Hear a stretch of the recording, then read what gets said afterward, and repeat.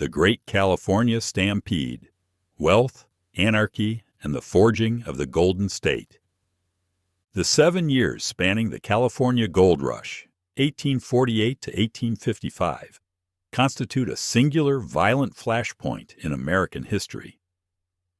It is a period often framed by the romantic myth of the independent prospector and sudden democratic wealth. Yet, stripping away the golden veneer reveals a more savage reality, a period of rampant geopolitical anarchy, fiscal lunacy, and state-sponsored genocide that fundamentally reshaped the American West.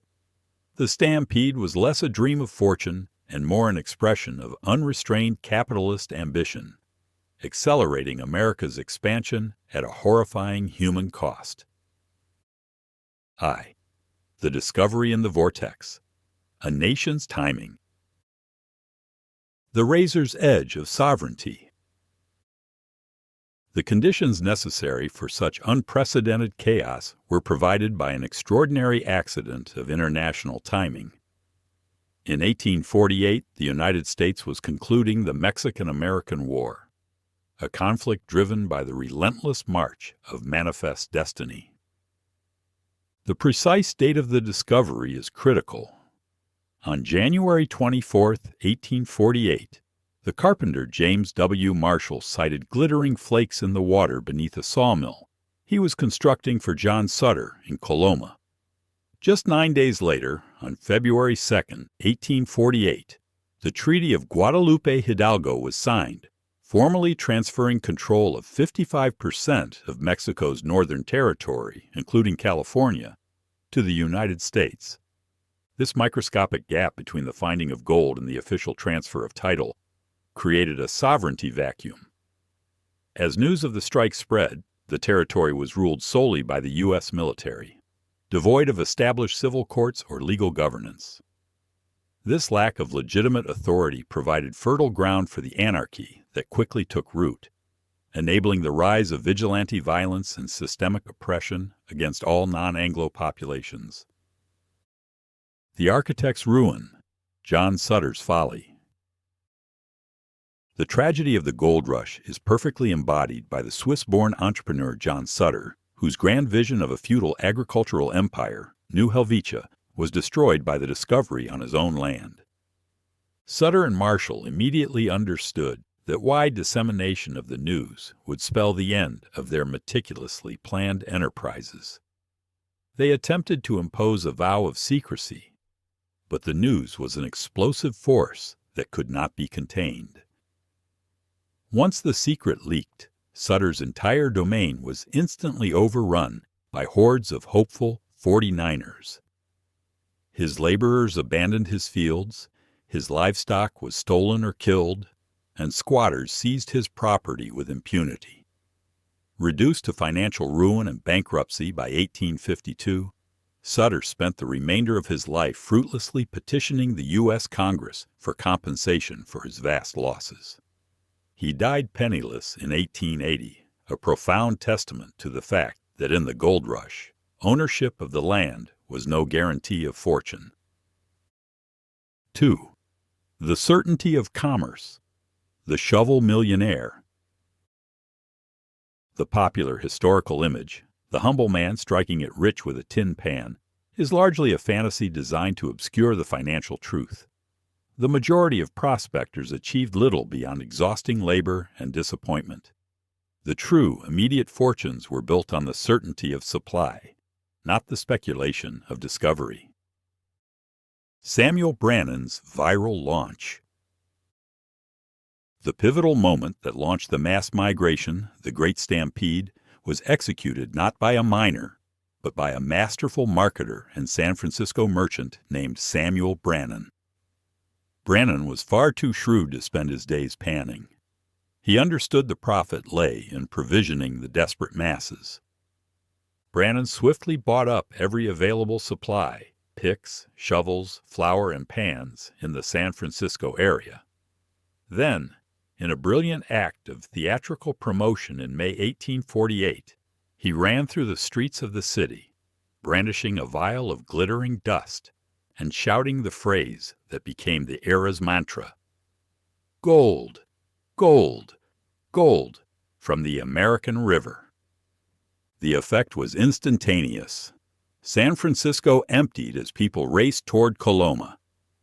Brannan became California's first millionaire, having bought tin pans for 20 cents and flipping them to frantic prospectors for $15 apiece, netting him a remarkable $36,000 in less than 3 months. His model, echoed by the success of Levi Strauss, who created durable riveted denim workwear for the miners, proved the enduring capitalist maxim. The safest way to profit from a gold rush is to sell the shovels. 3. The Three Gates to Chaos, the 49ers' Odyssey.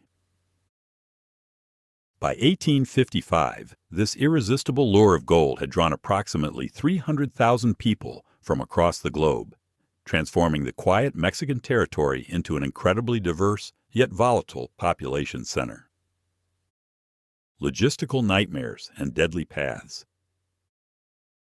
The journey to the Golden State was an epic of endurance, fraught with constant peril, distinguishing the 49ers not by their eventual success, but by their sheer willingness to endure the transit. There were 3 primary agonizing routes. The Overland Trail, the most heavily utilized route, spanning 2,000 miles across the Great Plains and the formidable Sierra Nevada mountains. The overland trip demanded months of grueling labor and carried high risks of disease, exposure, and accident. Around Cape Horn, the longest sea route, consuming 4 to 8 months of monotonous travel and crossing 20,000 nautical miles around the treacherous tip of South America. The Panama Isthmus, the quickest option, 33 to 35 days, but arguably the most lethal. It involved a 3-part journey, a steamship to Central America, followed by a hazardous crossing of the disease-ridden Panamanian jungle, where malaria and yellow fever were rampant, and an anxious wait for passage on the Pacific coast. The Crucible of Culture. The initial wave included experienced Mexican, Chilean, and Californio miners, who introduced critical, sophisticated techniques like the sluice box and the arrastra, a rudimentary ore crushing mill. However, as the American 49ers arrived, this vibrant cosmopolitanism devolved into hostility. Successful foreign miners were viewed with immediate suspicion and resentment by the Anglo-American majority, laying the foundation for the racial conflicts and discriminatory legislation that defined the ensuing decade. 4. The fiscal lunacy, high cost of survival. The combination of massive population influx and non-existent infrastructure resulted in an extreme localized hyperinflation that drove the cost of living to absurd heights. For the average prospector, the immense prices meant that daily survival, not wealth, became the primary metric of success. Astronomical prices and the laundry crisis. The price gouging reached levels that defied economic sense. A basic breakfast of bread, cheese, and sardines could cost a miner $43, equivalent to roughly $1,200 in today's currency. Simple staples were valued higher than gold dust. A single egg was often sold for the modern equivalent of $90. A slice of bread was commonly priced at $1, doubling to $2 if butter was included. This economics of absurdity gave rise to the notorious laundry crisis. Laundry services were so expensive due to the scarcity of labor that it was financially sound for miners to gather their soiled clothing and ship the bundles all the way to Honolulu, Hawaii for washing, where costs were lower, and have them returned clean weeks later. This desperate scramble meant that most miners were constantly running just to keep up, forced to extract a few ounces of gold daily merely to afford the staggering expense of food and supplies. 5. The tyranny of lawlessness and legalized theft. The initial vacuum of civil government ensured that order was maintained by extra-legal, often brutal means, which quickly gave way to codified discrimination after statehood. Vigilante enforcement. In San Francisco, where the police force evaporated into the gold fields, prominent community members formed vigilante committees. These committees acted as supreme bodies of authority, dispensing summary justice through hangings, floggings, and deportations to curb the rampant crime. While some championed these committees as upholding the Anglo-Saxon tradition of order, they were fundamentally self-appointed groups of powerful businessmen establishing dominance and enforcing their own codes in the absence of legitimate law. The foreign miners' tax and judicial impunity. The moment California gained statehood in 1850, the legislature moved to institutionalize oppression. The Foreign Miners Tax Act of 1850 imposed a crippling $20 monthly fee, the equivalent of $500 today, on all non-U.S. citizens. This law was explicitly designed to expel the highly skilled Mexican and Chilean miners. Refusal to pay was met with violence and robbery from self-styled tax collectors, leading to widespread anarchy and the forceful departure of thousands of experienced miners. Though the initial tax was repealed, a subsequent reduced levy was implemented, specifically targeting the burgeoning Chinese population. Chinese miners, despite facing immense hostility, contributed significantly, at times nearly a quarter, to the state's total revenue through this discriminatory tax. The legal system completed the oppression in 1854 with the People v. Hall Supreme Court ruling, which prohibited Chinese and other non-white persons from testifying against white individuals in court. This judicial act essentially legalized impunity, enabling white criminals to rob and murder Chinese miners, who lost over $1 million and suffered 88 documented murders between 1850 and 1862, with little fear of conviction. 6. The Shadow of Gold.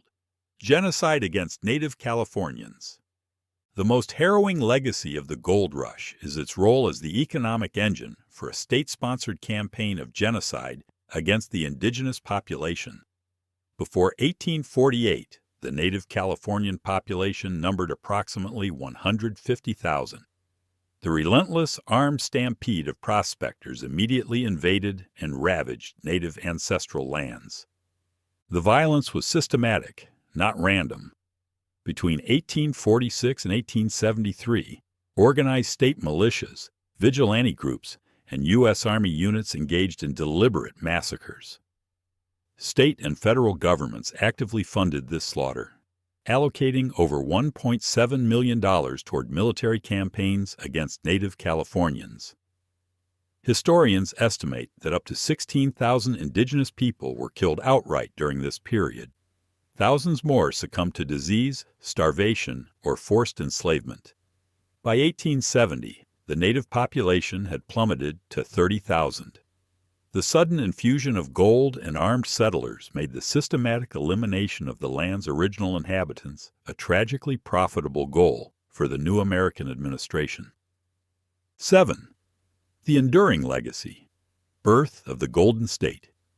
Despite the brutal cost, the gold rush served as a monumental accelerator for the growth and industrialization of the United States. The fast-track statehood of 1850. The astronomical surge in population, from 14,000 non-indigenous people to nearly 100,000 by the end of 1849, created a political crisis. The urgent need for stable civil authority bypassed the traditional lengthy territorial process. California was rapidly admitted to the Union as the 31st state in September 1850, as part of the Compromise of 1850. Foundational brands and infrastructure. The sudden deluge of gold revitalized the entire American economy. Moreover, the chaos bred lasting American corporate institutions, Wells Fargo and Company, founded to meet the critical need for banking, express, and financial services in the volatile gold camps. Levi Strauss. The creation of his iconic riveted denim jeans was a direct response to the mining industry's unique demands for durable workwear. The ultimate consequence was the necessity of physical linkage. The immense wealth and isolation of the Pacific coast were the primary drivers behind the construction of the Transcontinental Railroad, finally completed in 1869. The builders of irony. The completion of the Central Pacific Line through the formidable Sierra Nevada depended almost entirely upon Chinese laborers. White workers proved unreliable, often deserting for rumors of new strikes, while over 10,000 Chinese workers demonstrated unwavering resilience, braving explosions and extreme conditions. The profound irony is inescapable. The very group subjected to legal exclusion and financial oppression by California's discriminatory state laws was the one that ultimately built the monumental infrastructure that bound the state permanently to the Union. 8. Conclusion. The California Gold Rush was a cataclysmic founding event, a period where ambition clashed with lawlessness and produced both staggering national wealth and unfathomable violence. It established a cultural legacy of high-stakes speculation, entrepreneurship, and a deep-seated acceptance of social hierarchy. The state known as the Golden State, born in a sovereign vacuum and forged in a stampede of greed, remains eternally defined by the raw, untamed energy of the men who chose to sell the shovels, rather than swing the pickaxes. So the Great California Stampede wasn't a fairy tale. It was a seismic, anarchic event where American capitalism was forged in its most brutal, untamed form. We saw how the man who found the gold died broke, and how the man who sold the shovels became the state's first millionaire. We tracked the murderous routes of the 49ers and exposed the absurd laundry crisis, where the cost of a single meal could bankrupt a dream. But the enduring legacy of this era isn't the gold itself. It's the sheer injustice, the state-sponsored funding of the California Genocide, and the institutionalized racism that saw the excluded Chinese laborers still build the monumental Transcontinental Railroad that tied the Golden State to the nation.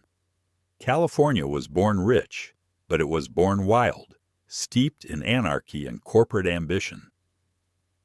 Now I want to turn this over to you. We covered the chaos of the sovereignty vacuum and the brutal reality of the foreign miners' tax. So here is the question. If you were a non-Anglo prospector in 1852, facing a crippling $500 monthly tax, and knowing that the vigilantes and the courts wouldn't protect you, what would have been your breaking point? Would you have stayed to gamble on that last river claim? Or packed up and left the golden delirium? Tell me your decision and your reasons in the comments below. If this deep dive into the shocking truth of the gold rush earned your respect, then do me a huge favor. Smash that like button. And if you want more uncompromising historical analysis, the untold stories of wealth, war, and the birth of nations, make sure you subscribe and hit that notification bell. Thanks for joining us, and I'll see you next time, right here on the Edge of History.